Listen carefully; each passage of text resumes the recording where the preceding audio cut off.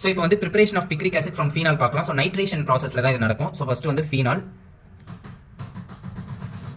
So phenol வந்து கார்ன் nitric acid கூட ரியாக்ட் ஆக போகுது. So 3 moles of nitric acid in the presence of கார்ன் சல்ஃபியூரிக் ஆசிட் வித் 298 கெல்வின் போது ஸோ இங்கே என்ன ஆகும்னா நைட்ரேஷன்னாலே NO2 சப்ஸ்டியூட் ஆகும். ஸோ இந்த இடத்துல வந்து எலக்ட்ரோஃபிலிக் சப்ஸ்டியூஷன்றதுனால ஆர்த்தோ பொசிஷன்லையும் பேரா பொசிஷன்லையும் மட்டும்தான் சப்ஸ்டியூட் ஆகும். ஸோ எப்படின்னு பார்க்கலாம்.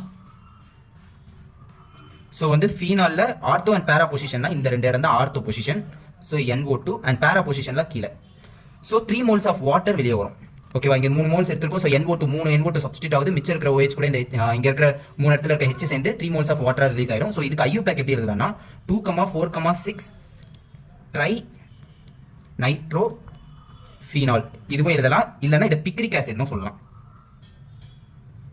தேங்க்யூ.